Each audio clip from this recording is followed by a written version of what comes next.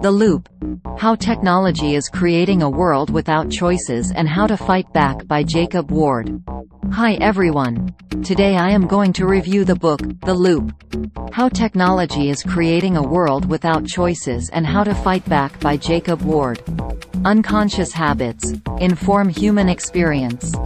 Following the First World War, seriously damaged men streamed through Austrian medical clinics, and many had disjointed perceptions of the world. For some, ordinary peripheral perceptions that people usually don't notice were accentuated and unbearable. Austrian neurologist and psychiatrist Otto Potzel treated and researched these patients.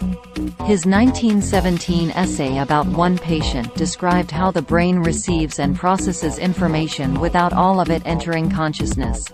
Subsequent research showed that the reality humans experience is only the best, most efficient version the brain pieces together from an overwhelming excess of information. We believe the story our mind is telling us because we believe that's the only story there is. As we build machines and systems that organize, simplify and mutate our stories for us, we are just as vulnerable to believing those new tales as well. The brain isn't a closed system. The brain can unconsciously reconstruct perceptions from all the senses and unconsciously assimilate and communicate emotional states. Researchers are increasingly identifying the unconscious patterns and predispositions people develop over the course of their lives that guide their decisions and actions. The science behind this may be young and undeveloped, but people in politics and business already exploit people's unconscious patterns in order to manipulate their behavior. 3 basic rules govern people's decisions and prove crucial to how technology controls people's lives. Between 1971 and 1979, psychologists Daniel Kahneman and Amos Tversky published a series of papers that proved fundamental for the burgeoning field of behavioral guidance that seeks to influence and shape people's decisions. In a groundbreaking 1974 essay, Kahneman and Tversky articulated unconscious biases people bring to decision-making and 3 heuristics that distort human decision-making: representativeness, availability and anchoring. Representativeness reflects what people associate with a specific category. This can lead people to misjudge whether something is in that category, such as whether a person is a doctor. Availability shows that people regard things that come to mind quickly and easily as more likely to occur, such as crime. The fact that you remember a crime from, say, seeing one on the news, doesn't mean that it's more likely to occur again. Anchoring means that a probability people already have in mind influences their estimations of the probability of something occurring. The probability you start with shapes the probability you arrive at, regardless of evidence you find in the meantime. Kahneman and Tversky had identified 3 handy ways we make short work of the world's complications. But they also knew the 3 heuristics posed a real danger to our ability to make good choices in the modern world. Other heuristics followed. Baruch Fischhoff, a graduate student working under Kahneman and Tversky, discovered hindsight bias. Things that have already happened seemed like they couldn't have happened otherwise, and people gave them a higher probability of recurring than things that hadn't happened yet. Fischhoff's student Paul Slovic created a firm called Decision Research that explored, among other things, people's level of irrationality in assessing the risk of something bad happening. Slovic concluded that emotions, like representativeness and availability, are part of an unconscious process through which people make decisions. This research helped uncover the systematic patterns of human irrationality that shape decision-making. Humans are vulnerable to irrational decision-making. And people are designing technologies that play on those vulnerabilities and that people don't know how to resist. This is part of what Ward calls the first loop. Human behavior seems free, but guidance systems control it. Robots have difficulty performing simple human tasks. For example, robots at a competition sponsored by the Defense Department think tank Defense Advanced Research Projects Agency, DARPA, couldn't climb a ladder, much less undertake elaborate missions. The problem lies in the massive amount of data required to perform such actions. People must help robots process all that data explicitly and in a way, consciously. Human beings don't operate that way. We are geared to unconsciously offload difficult cognitive tasks to automatic systems, whether they be our emotions or a collection of shiny but unreliable robots. In 2000, psychologists Keith Stanovich and Richard West concluded that human minds operate in accordance with two systems, System 1, and System 2. System 1 makes quick, unconscious, relatively straightforward decisions of the kind that impede robots from climbing ladders. System 2 is responsible for the more reflective, analytical decisions that require time and energy. Most judgments people make fall under System 1, but System 2 oversees System 1. Most failures in rational choice are failures in both systems. System 1 causes the failure. System 2 doesn't detect it. People's brains deceive them into thinking they make free choices. In fact, their behavior is mostly driven by unconscious forces or guidance systems. Even though people's choices are nowhere near as free as they imagine, they judge and deplore people whose behavior is influenced by forces they can't control, such as those living in poverty or addicts. Humans created technologies, and the for-profit businesses associated with them, that exploit human cognitive vulnerabilities and delusions. They promote activities, such as substance abuse, regarding which people have scant ability to assess costs and benefits. Businesses use technologies to manipulate human behavior, yet people trust them. People resist uncertainty, need reassurance, and more often than not remain blind to lessons they might learn from the past. Their emotions drive their decision-making. To some extent, this mental partitioning provides evolutionary advantages. While I believe it's clear that the mental and physical health of entire generations could be at stake, I also believe that capitalism, culture, and our conviction that we are in charge of our own destinies are blinding us to the threat. Entrepreneurs grasp that they can exploit people's unconscious predispositions for business purposes. Companies are busy finding ever more precise ways to influence human behavior.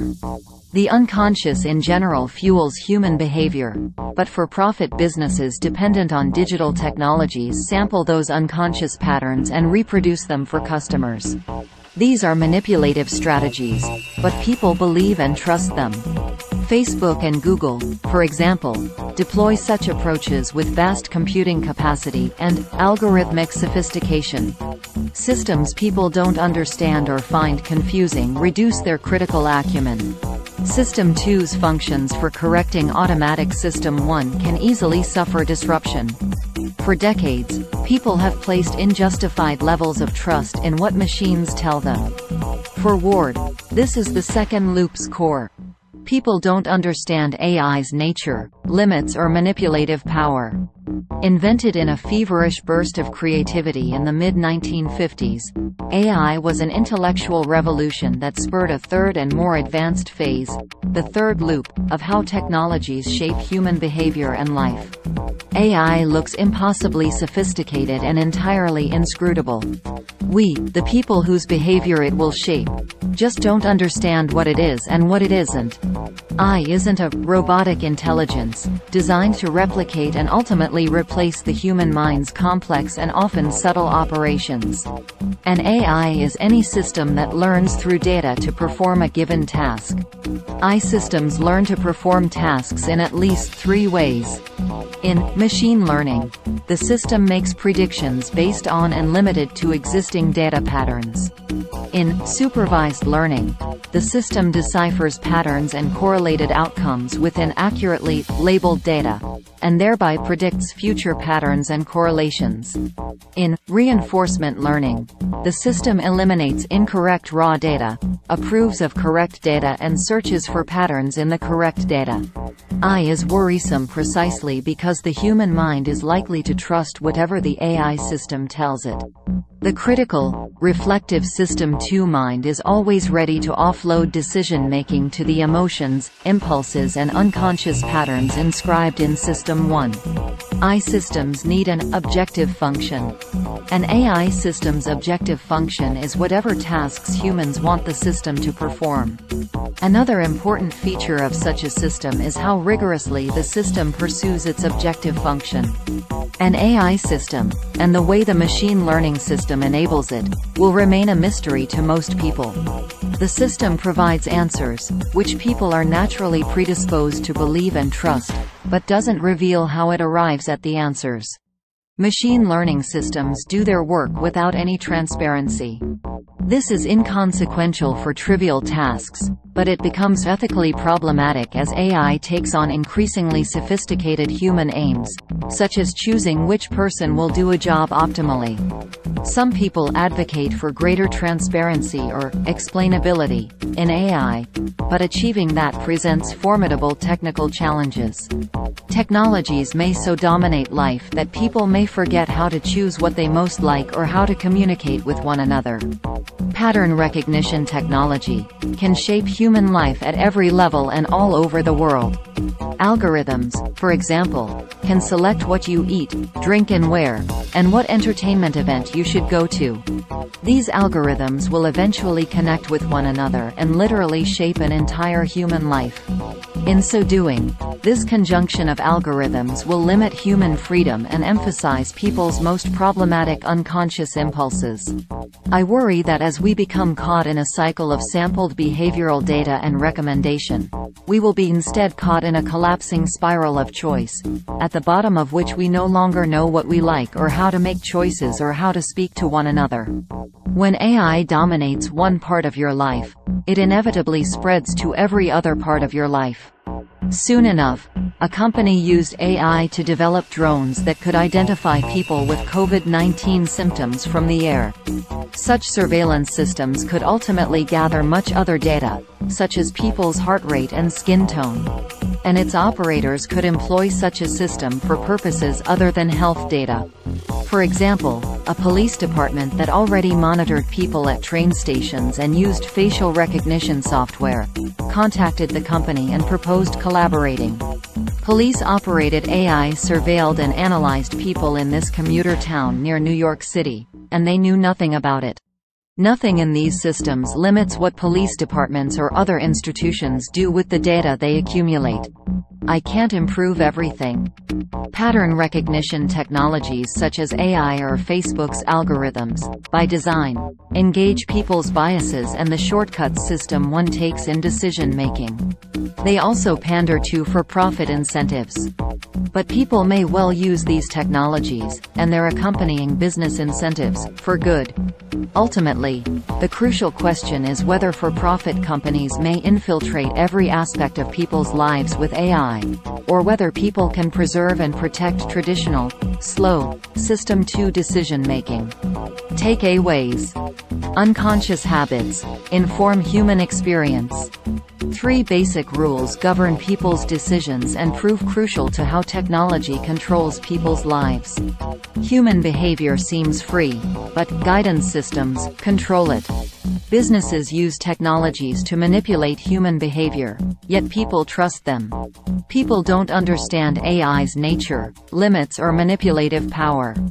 Technologies may so dominate life that people may forget how to choose what they most like or how to communicate with one another. AI can't improve everything. Thanks for watching.